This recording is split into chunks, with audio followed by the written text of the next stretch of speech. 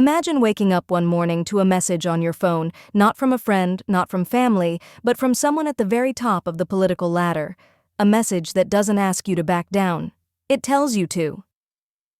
Withdraw your statement, it says, or face consequences. What would you do? Would you stay silent to protect your future, or would you stand tall, knowing the cost could be everything? Now imagine this isn't just a hypothetical. This is real. And the woman at the center of it all was only 27 years old.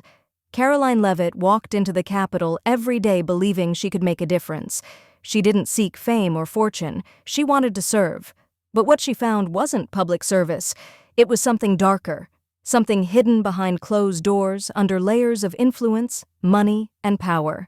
She raised her voice when others stayed quiet, criticizing a controversial policy that funneled billions in federal funds into partisan nonprofits. Her words were honest, raw, and they spread like wildfire. Within hours, her clip had over 10 million views. But the backlash came fast, too fast. Late at night, alone in her office, an encrypted message appeared. No name, no signature, just a warning. Back off, or lose everything. Instead of running, Caroline did something most wouldn't. She documented everything, every threat, every call, every meeting that felt off. She built a case, piece by piece, quietly and carefully, and then she went public, not through a leak, not through whispers in the dark. She stood on the steps of the Capitol, in front of cameras, microphones, and millions watching online. She named names, shared documents, showed proof. The claim? That powerful figures from past administrations were still pulling the strings, not through official roles, but through consulting firms, shadow committees, and networks no one knew existed. It hit like a thunderclap. Newsrooms scrambled, social media erupted. The White House called her reckless. Some former allies turned their backs. Others whispered that she'd gone too far. But the people? They listened. Her courage sparked something bigger than politics.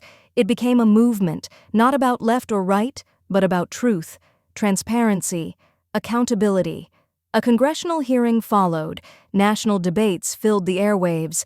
And for the first time in years, people began asking the hard questions. Who really holds the power? And how much of our democracy happens behind closed doors? Caroline's story isn't about party lines or political wins. It's about standing up when it's easier to stay quiet, about risking everything for what's right, about one voice shining light into the darkest corners of power. Because sometimes one person can change everything. If you believe in stories that matter, stories that challenge, inspire, and ignite change, hit that like button. Don't forget to subscribe and turn on notifications so you never miss another moment when truth meets power. Drop a comment below. Do you think one person can still shake the system?